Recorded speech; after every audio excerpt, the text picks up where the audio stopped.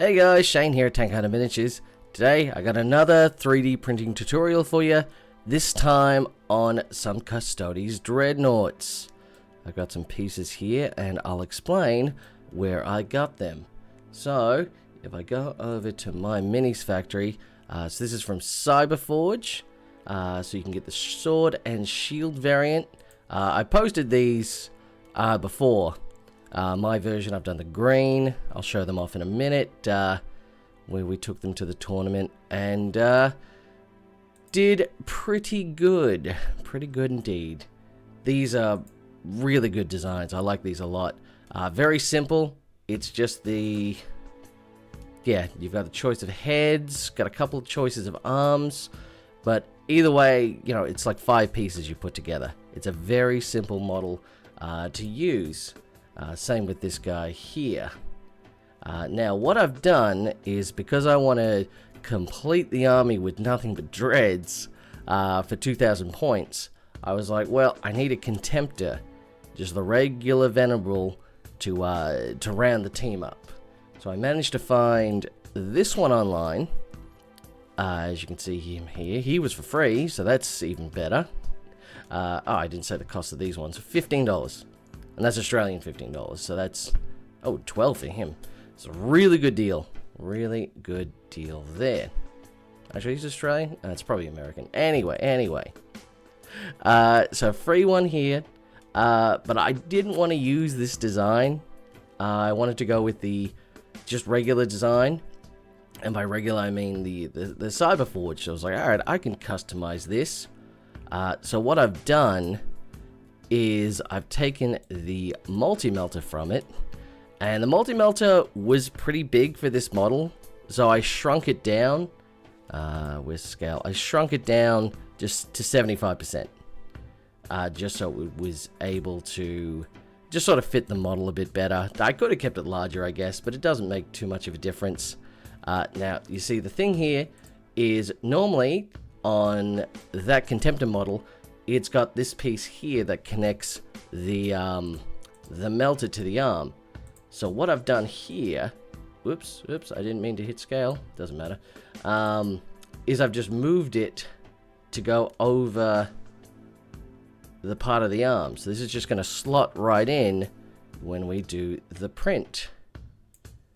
There we go, and I've put its own little supports independently from the rest of the model. So you can do this. You can just stick things together however you like, and it's going to print like that. Rather than me cutting it out. Because it's, like I said, I could have done that. Just cut this section off once it's printed and stick it on. But this just saves you so much hassle if you can finagle it to be forged together. And what I did was I just cut the Stormbolter, because the model only has one Stormbolter. This is the arm for the spear. The spear has one hand already attached to it, so I took that one and left the other hand just to be the Contemptor fist and Stormbolter there. So yeah, it's pretty fun. You can sort of customize these guys, and like I said, it's not many pieces at all that make up this this dreadnought, which is really cool. Oh, I also forgot the base. It comes with a little base, which is pretty nice. I'll show you once we look at the models. But if we look at estimated resin volume, yep, 32 mils for a total cost of $1.14. Now, of course, just resin costs, you know, the price of power and everything, you know, you might want to equate that. But yeah, a normal dreadnought. I forgot to check what this actually costs. Let's have a look. Venerable Dreadnoughts will cost you from Games Workshop about $100. Yeah, maybe even more for the Custodes ones, because they're Forge World. Either way, $100. We just got to buy this guy for $15 and print it out for $1. And there you have. That's it's more than 80% savings. Yeah, think about that. So yeah, this was how I made my dreadnoughts. The 6 of the special Forge World ones. Now the Telemon is not available anymore. I found him on Colts. He's already been removed, unfortunately. So that's fun. But if you hit me up on the Discord, I should be able to lead you to the guy that made it, and he'll hopefully sell you the model because it's pretty cheap. I'll just show you this guy here.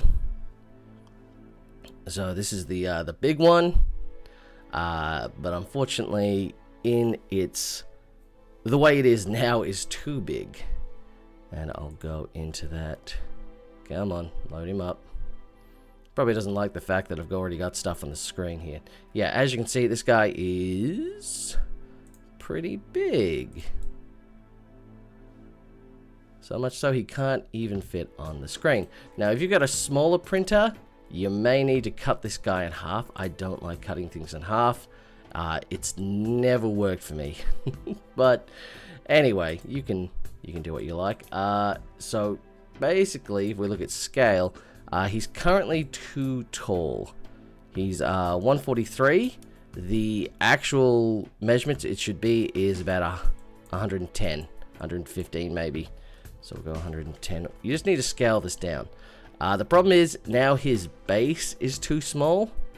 So yeah, you might have to cut out the base and then make the base big. I sort of did a workaround. It's not great, but you know, it's just what you got to do. Because this guy's the same height of an Armiger. This is an Armiger Knight, essentially. And the other thing you notice about this is it's just one solid piece. Whoa, I didn't mean to do that. Let's just undo that. Back to movement. So yeah, like I said, that can be a problem for printing. Let me just get rid of these items here, just so we can go into this. But yeah, when I've done it, I did it just in one solid piece with the Mega X, the Mono X, X2, and it came out really well. So yeah, you know, once you hollow this thing out, so we'll go into that now. We'll just say hollow him out. Yeah, give me the hollowing. Hollowing 2D, hollowing on, you know, whatever you prefer. And then we'll put some holes. I just put mine in these. I had them bigger in the actual thing. I'm just showing you how you can sort of do it in these sort of welds. I put a couple just underneath where you wouldn't notice. You know, under the feet here. Not actually there because it's sticking out, but you know, just in the under the chassis. There's a lot of areas you can sort of fit the little drainage holes that will help, especially in a large model like this, because so much you're just not going to see. It's good to put them under the feet as well. But yeah, as you can see, that's pretty good. Estimated resin volume. So this guy's going to be $4. $4 for the Telemon. 137. Yeah, that's fine. Oh, and that's without the arms too. You gotta buy them separately. 137. Now you understand why they took this off the 3D trading, your 3D prints shop. But this is it's really good detail this guy's done. Pretty accurate version here, and yeah, like I said, worked really good. It's just the sizes just don't quite add up anymore. They like to do that, just change base sides every now and again, just to sort of suit the way the game's playing, but it doesn't matter. It doesn't matter. We can work around it. So yeah, that's the Telemon. You are saving a great amount by doing this. Oh yeah, the other good spot to put the things, the drainage holes, just inside the melter. Yeah, and then maybe put one there too. But anyway, that's how I did this. And then of course I just turned it, put all the supports on the back there. So it's very easy. It's a very easy way to make your whole Custodes army. And yeah, you were looking at like thousands to buy this guy. to buy a whole army of these. So yeah. Oh, the other problem with this one though is, like you see, it's all one just piece. So we've got 2 arms though. 2 arms there. And say I didn't want these 2 arms. So what I ended up doing was just having this guy. Where are we? Mirroring it this way. So I printed one like this, mirrored it, and then I had one on the left side. So then I'm able to have one with 2 fists and one with 2 storm cannons. So yeah, and yeah, you can customize this guy how you want. If you want to put the other gun on, I don't know why you would. It's not very good. The fist or the storm cannon is the best loadout. The other gun is pretty bad. Like, it's flat 3 damage, but it's only AP 1, and it's like strength 9. It's like, it's not even, it's anti-mid. It can't even do anti-small or anti-large. It's like, so specific, and only AP 1. But anyway, rules may change. So yeah, let's look at the actual results. Alright guys, so as you can see, here's the result of my printing. As we can see here, this one here has managed to, yeah, come on, zoom closer, whatever. The cog is now inside the arm itself. That has managed to print very successfully, jamming these 2 objects together. That's very simple. So piece there. Like I said, it does seem a little small that I've made it 75%, but I just think it goes with the rest of the model there. Now, when you make these models the normal way, as you can see, they turn out. I'll just lay this guy down. Now I lay thee down. Yeah, so this is a very simple paint job as well. It was just gold spray and then the emerald contrast over top of it. And then I did some Necron, that Tesseract glow effect over the steel there. You know, it's not great. Like I said, I could have maybe put more effort in, but it does its job. And the base is just simply some gray, and then I've just done a wash of some brown and stuff, so just comes out sort of a dirtier sort of marble floor. So yeah, that's just normal for them. Now, the one I've done, what I'll say is, so you see these joints here. Let's get back to the basics. Now, they work, you've got this little nub here that's supposed to slot inside it. It does not. Not super well.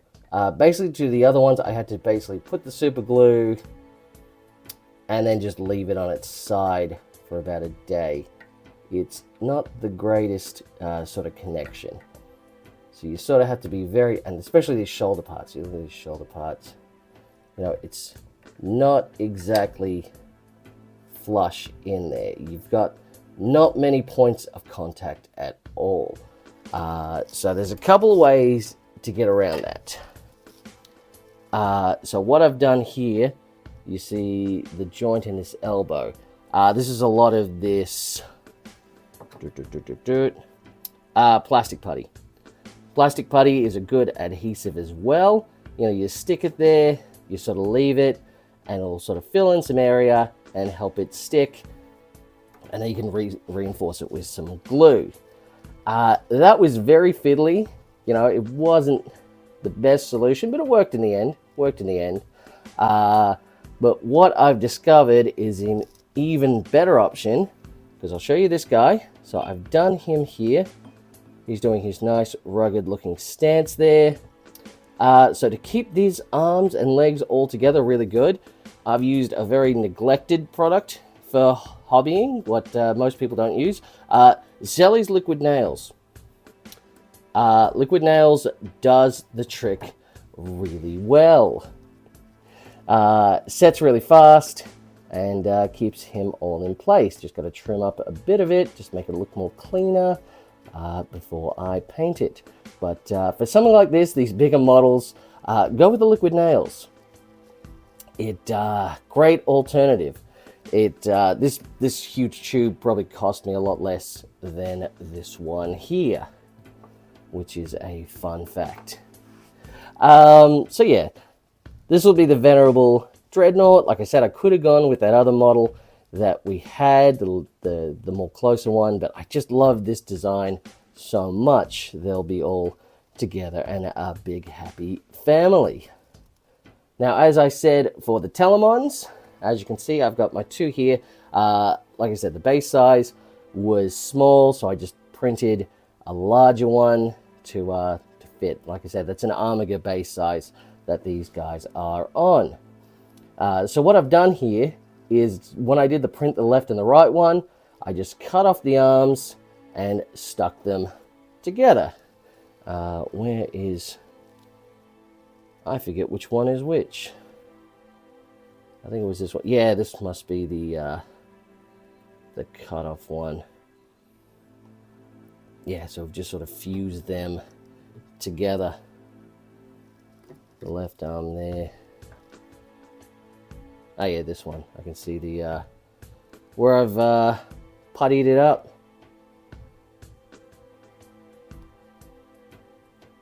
So just a little customization there, but yeah, that way you can have your close combat-y one and your shooty one to lead your army.